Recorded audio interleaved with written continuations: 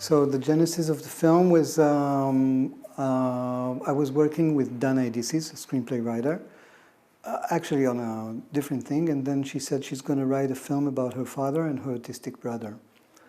I think what inspired her writing was a question, what will happen when my father and my brother will have to separate one day? It was not a question, it was a fear of her. I was escorting the writing, and my themes sort of sneaked into the film. For me, the film is not about raising an autistic son, but it's about fatherhood. I guess every time I read the screenplay, I cried, actually, and I wanted to understand why is it. And I think it's because, for me, the moment 18 years ago, I became a father, and my kid looked to me like the most fragile thing in the world.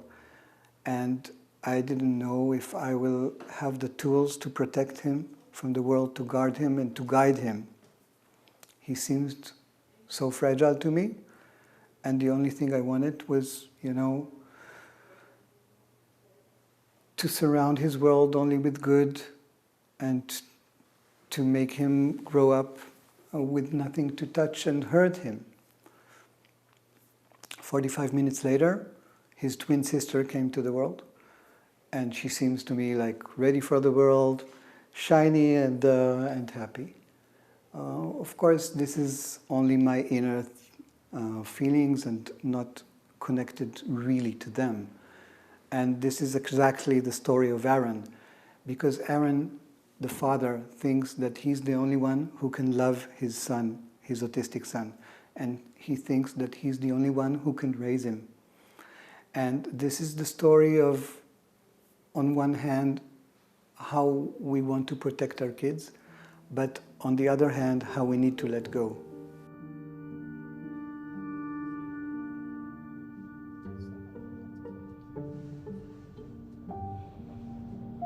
עכשיו חוזרים הביתה? עכשיו חוזרים הביתה ואז ניסע לבית החדש. זוכר? אמא מחכה לנו שם. כן. אתה גם תגור שם? לא. למה?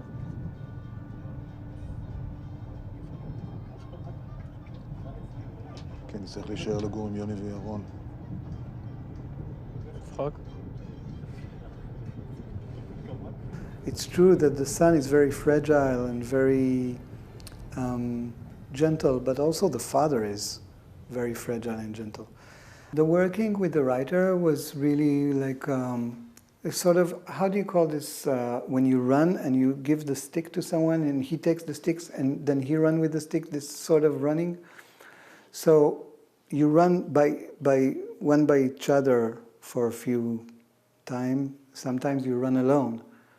And that was like an analog to describe the way. I was escorting the writing while she was escorting the directing. For me, this film is a film of both of us. It's a match of our themes. We share a very similar taste. We like bittersweet films, not too melodramatic. Dana always breaks with humor when it's too dramatic. She has this talent to break for humor. And we also share a love of films that are based really on characters and on relationships. So I think it was a good match, and most of the time we were like completely thinking the same.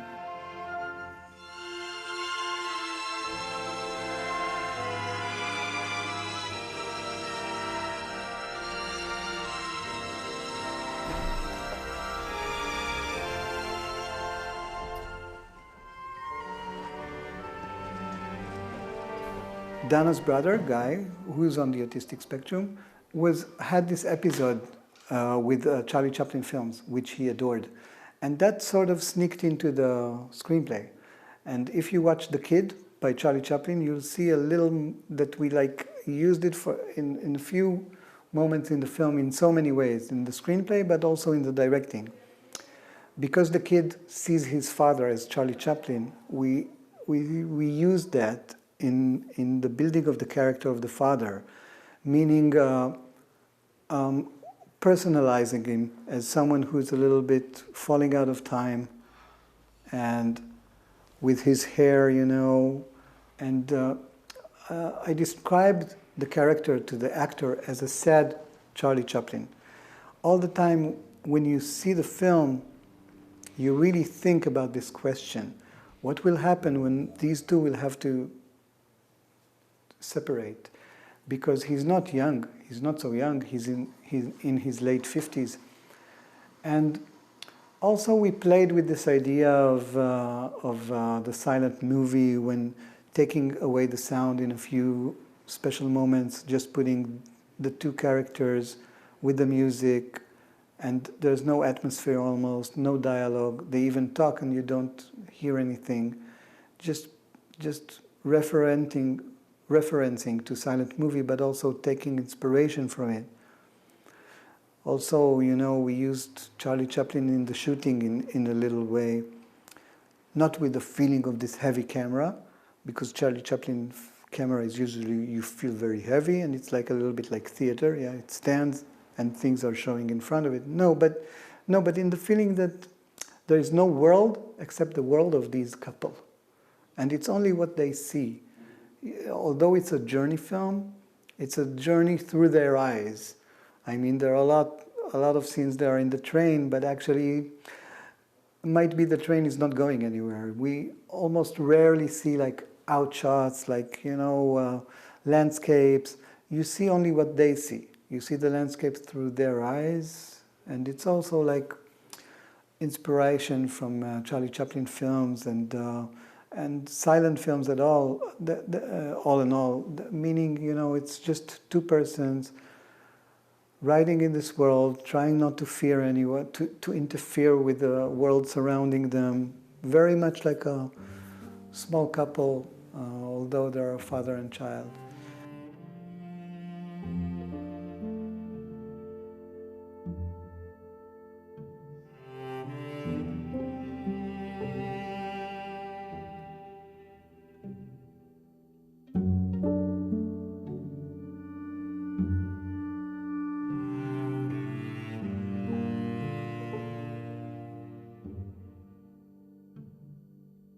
I think my instincts and my I guess alter ego as a director I wanted to cast a person who's on the autistic spectrum.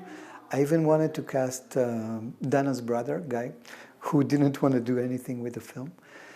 But in Israel it's very hard because it's not really common. I mean, it's not common at all for people on the autistic spectrum to study acting, and therefore it was really impossible. So we started casting, and one days of auditions, Noam Imber came, and we saw him and saw first audition, and we were like, "Wow, what's going on? How did you build the? How do you know all these gestures? How do you?" Apparently, we learned that Noam was growing up near a village of people on the autistic spectrum because his father was managing one. Noam, as a kid, was a very big-hearted kid, and he became friends with autistic kids. And he sort of grew up to, you know, to do this part. He had it in him. Of course, he's very talented, and that helped also. But then again, doing the gestures is not enough. You got to build the character. We went on a huge research. When I mean huge research, I don't mean just to explore people on the autistic spectrum, but also to explore the parents, to understand the special connection between the parent, the dominant parent, and the kid. One of the moments of really breakthrough was when we were in Eilat. You know, Eilat is in the south of Israel, and it's like 4 hours away from Tel Aviv, 4 hours drive, meaning when you scout locations in Eilat, it's very expensive for the producers. It's a day that they want to just finish and go back home, yeah? It was evening, and this was the situation. We finished some shooting and location, and the producer just wanted to go. Let's go, it's becoming late, we need to go. And suddenly in a restaurant, we just like see the story of our film in front of our eyes. There was a lady, a single mom, raising her autistic son. And they were in the restaurant on vacation in Eilat having a hamburger. And we approached them very gently and asked if we can meet them. The mother knew of me and of the screenplay writer, Dan Idisis, because she did a TV series, a great TV series called On the Spectrum. And she said, of course. And that was like a very major moment because we became friends. We came over, we learned, we were there. Not only Noam Imbar, who plays the kid, but also the father, Shai Avivi, came. And we were there just learning. One of the things that were very special that we learned was how strong is the communication and the awareness that they had to one each other. It was like a pipe of communication going on between them that you cannot break. People were talking, surrounding, and suddenly I see how much awareness they have to each other. And we tried to demonstrate this on the scene the first time that the mother comes into the film. She goes into the kitchen and they're fixing the lunch and she's blah-blahing in the boys and saying, you're going to have friends, you're going to see cinema, there's going to be horses, there's going to be... And he hears nothing. And the father just says forks, plates, and he hears only him. And this was really coming out of the research.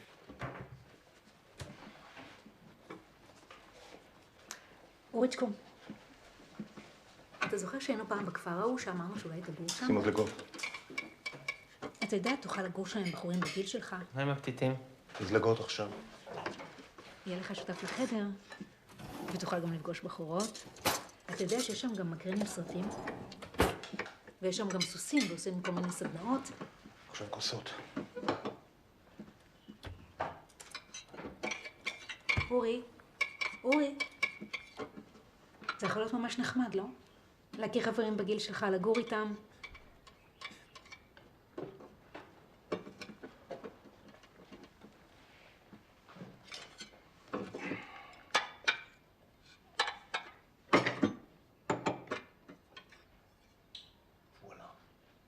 The main thing was to build Uri, to build the character, that you all the time see the character in front of you and not the gestures. And because I believe that this is the way that Aaron sees his son. He's not seeing an autistic son. He's seeing Uri. And I'm quite sure that this is the way that Dana's father sees his son. He sees his son. He doesn't see autism.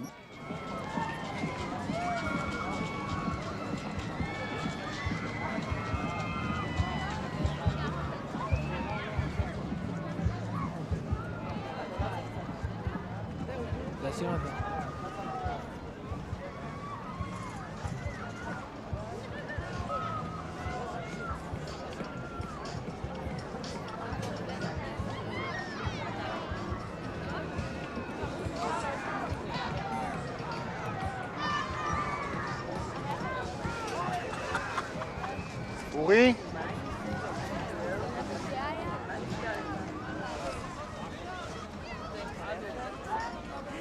אורי? There were fights going on in this scene. They were like killing each other. The editor of the film, Ayala, and the soundtrack, the sound designer, Ronen.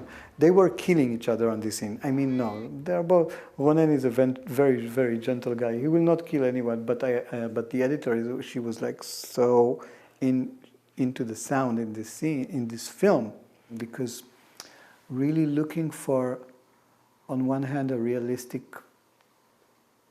soundtrack that you are really there.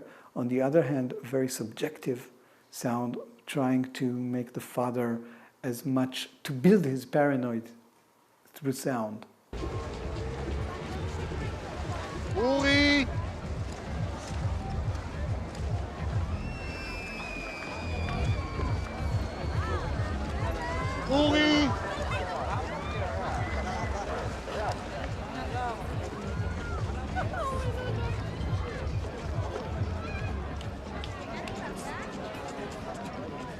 אורי! אורי!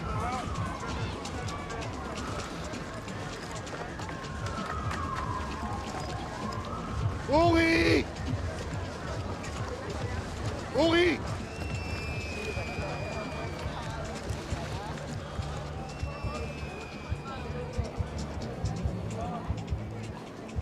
The idea was absolutely there for a minute to think what happened, yeah, for you to fear for Uri the way that the father is to express strongly what he feels at this moment and his growing panic. Also, the camera is there. I think it's a one shot if I remember right. So the whole search is on one shot and. Also trying to do the same thing, build the panic in real-time panic, yeah? As we worry, first we worry like, where are you? Then, where are you? Then, oh my God, what's going on? And, yeah.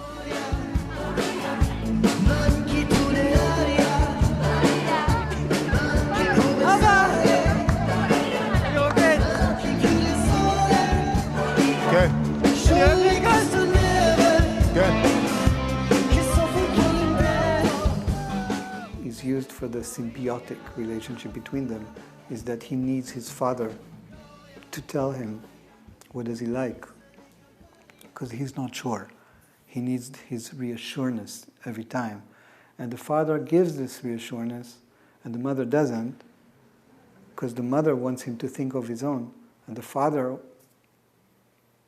instinctively wants to guard the relationship between them to keep the symbiotic. He's not aware of it, the father, but this is what the story is about.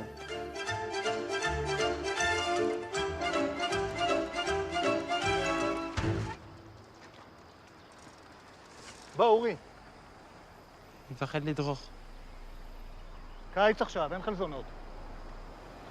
לפעמים יש. אבל עכשיו אין, קיץ. אורי. אני מפחד. עושה כמה צעדים עד הבית. בוא. אין חלזונות, קיץ.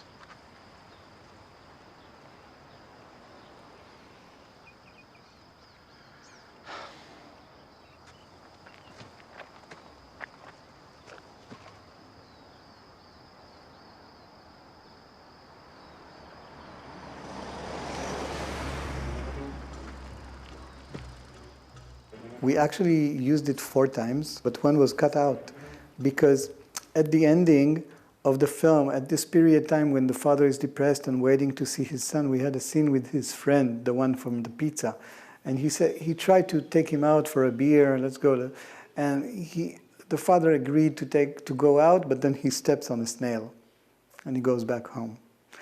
But it was too much. The scene was not directed good enough, and it was too much at this period, so we lost it. But yeah, this is like a symbol for for the characters, but also it makes you like I guess like be involved in their routine. A lot of the exposition was building their routine, building their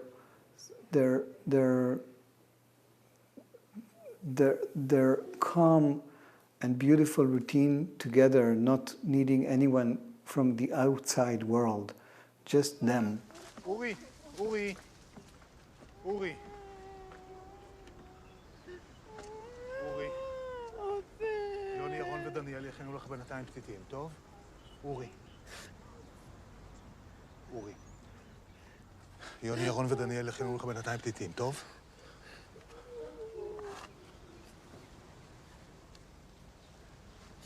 צחוק. כן.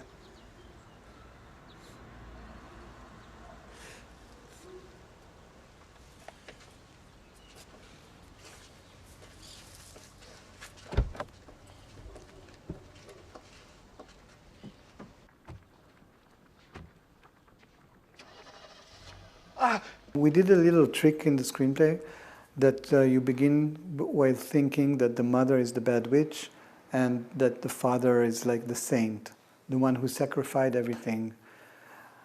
One thing I guess that was very important for me in building the character of the father is that slowly we understand that this man, although he is fragile, and although it was his human instinct decision to let go of everything and to take care of his son, this is true, but this is just one side of the story. The other side of the story is that this man was, I guess, too fragile for the world himself. He ruined the relationships that he had with his brother, with his wife, and slowly you understand that the picture is not so black and white, and maybe the mother is right in a few ways, and maybe the father, in a way, is hiding behind the back of his son, not to see the failure of his life. And this is the thing that I like best in the film, because sometimes, you know, sometimes when you see films like this, like the sort of film that we did, the character of the hero, the father, is like a little bit like too much of a martyr. And we really tried to show that there's two sides for this coin. כבר לא יודעת. באמת חשבתי שיהיה לו טוב פה, ואז... אז הוא מנפץ חלון בגודל של קיר כדי שתבוא.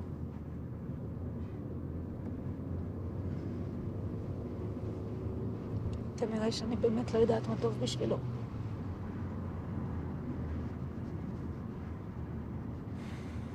גם לי הוא לא אומר תמיד מה הוא מרגיש. לא. אתה פשוט יודע.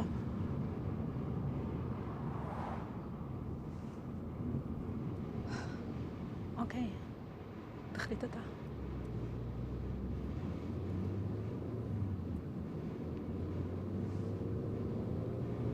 נעשה מה שאתה חושב.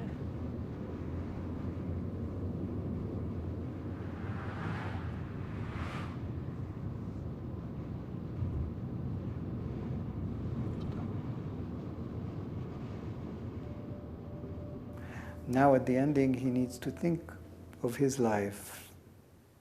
He needs to think of his future, because there's no one to hide. There's no one who's hiding him anymore.